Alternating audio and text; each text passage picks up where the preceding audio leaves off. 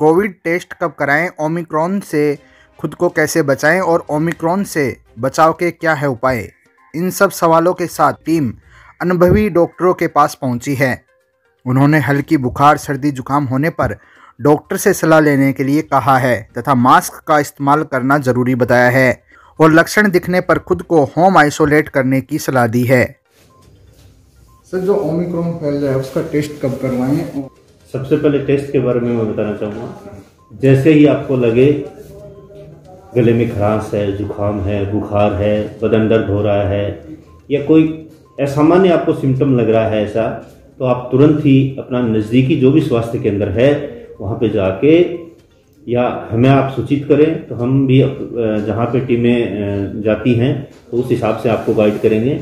अपना तुरंत प्रभाव से RT-PCR टेस्ट करवाएं और यदि आप किसी के पॉजिटिव के कांटेक्ट में रहे हैं या कांटेक्ट में आ गए हैं तो भी अपना चौथे या पांचवें दिन अपना RT-PCR टेस्ट करवाएं ताकि आप अपने आप को सुरक्षित महसूस कर सकें। बचाव के लिए मैं बताना चाहूँगा आपको कि जैसे SOP चल रही हैं, मास्क है वो एक अनिवार्य है, अपनी लाइफ का हिस्सा बना लें उसे। बार बार सैनिटाइज़र, हैंड वॉश है और जहाँ सोशल डिस्टेंसिंग है उसको मेंटेन करें। बेवजह भीड़ भाड़ वाले इलाकों में नहीं जाएं और जैसे ही अपन को लगे कि यहाँ कुछ है तो उस जगह से अपने आप को बचाएं। यही बचाव के उपाय हैं और होने पे तुरंत ही अपने डॉक्टर की सलाह लेवें, अपने नज़दीकी स्वास्थ्य केंद्र पे जो भी है उसकी सलाह लेवें ताकि आप सुरक्षित रह सकें। किन लक्षणों के चलते हम टेस्ट करवा सकते हैं?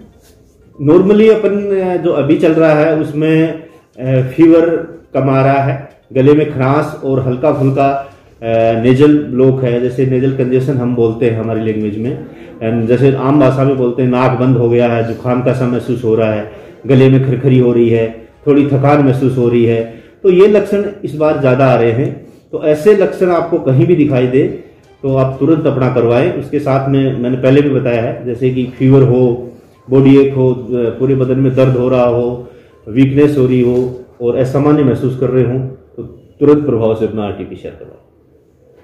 सबसे पहले तो धन्यवाद जो आपने मुझे सम्मान दिया और 2 शब्द पब्लिक के लिए बोलने का अवसर दिया। मैं आपकी बहुत बहुत आभारी हूँ और पूरा DSM परिवार आपका बहुत बहुत आभारी है।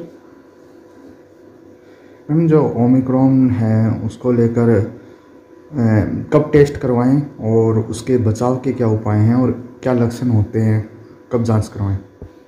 सबसे पहले तो मैं ये कहना चाहूँगी कि लोगों में वायरस को लेकर बहुत ज़्यादा भयभीत हैं लोग कि क्या है, क्या हो जाएगा, ये करेंगे क्या हो जाएगा, ये टेस्ट कराएंगे तो पता चल जाएगा, पॉजिटिव आ गए तो फिर हम साइकोलॉजिकली भी परेशान हो जाएंगे। तो लोग क्या है इसके टेस्ट से बच रहे हैं। एक आम जन में जो देखने को आ रहा है कि लोग भयभीत हैं, जांच नहीं करवाना चाह रहे हैं, लक्षण के साथ आते हैं, सिम्टम्स के साथ, लेकिन जब उनको कहते हैं तो डर जाते हैं वो। उन्हें लगता है कि मैडम एक बार ऐसे ही कर दो मेडिसिन, तो ये चीज़ ठीक नहीं है। क्योंकि अगर अपन को पता है इलनेस क्या है, अपन उसकी इन्वेस्टिगेशन करवाते हैं तो अपन उस तरह से प्रॉपर प्रोटोकॉल फॉलो करते हैं, दूसरों को बचाएंगे उन चीज़ों से। अच्छा, अपन अगर कोई जैसे ओमिक्रॉन के सिम्टम्स में हम माइल्ड, मॉडरेट और सीवियर में डिवाइड करते हैं कोई भी इलनेस को। तो माइल्ड में पेशेंट हल्की खांसी जुकाम के साथ आता है, उसको माइल्ड बॉडी एक होता है, जस्ट एज वायरल फ्लू जैसे नॉर्मल खांसी जुकाम में होता है। तो हल्के लक्षण होने पे अपन घर पे भी उपचार कर सकते हैं, भाप वगैरह लेके, अच्छी विटामिन C युक्त आहार लेके, प्रोटीन युक्त आहार लेके, प्रॉपर तरीके से मास्क का यूज़ करके, सैनिटाइजेशन का यूज़ करके, खुद को आइसोलेट करके अन्य लोगों से, घर के अन्य लोगों से, बुजुर्गों से और बच्चों से खास तौर से अपन को खुद को आइसोलेट रखना चाहिए ताकि उनमें ये बीमारी नहीं फैले।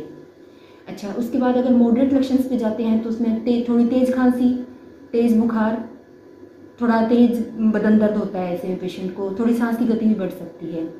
ऐसे में अपन को घर पे अपना सैचुरेशन मॉनिटर कर सकते हैं। अपन जैसे सैचुरेशन अगर 95 से कम है और ऑक्सीजन की अगर मात्रा आपको इंडिकेट करता है 95 से कम है तो अपन को हॉस्पिटल में आना चाहिए। अपनी सांस की गति, नॉर्मल सांस की गति 18 पर मिनट होती है, 18 पर मिनट। अगर सांस की गति ज़्यादा है 24 से तो अपन को तुरंत हॉस्पिटल में संपर्क करना चाहिए। बुखार बहुत ज़्यादा है, नहीं उतर रहा है तो अपन को तुरंत हॉस्पिटल में संपर्क करना चाहिए। आइसोलेट तो करना ही करना है खुद को। सीवियर इलनेस में पेशेंट को बेहोश भी हो सकता है, बहुत हाई ग्रेड फीवर हाइपरथर्मिया में जा सकता है पेशेंट, शॉक के भी लक्षण आ सकते हैं, तो उनको हॉस्पिटलाइजेशन की ज़रूरत होती है। अब अपन आते हैं बचाव के बारे में। बचाव के लिए जैसे सबसे इम्पोर्टेंट है वैक्सीनेशन। अपन को सारी booster dose, proper first dose, second dose, booster dose सारी लगवानी है सबको। 18 से ऊपर जहाँ भी कंप्लीट वैक्सीनेशन है वहाँ पे एक भी आईसीयू में पेशेंट एडमिट नहीं हो रहा है और कंप्लीट रिकवरी है।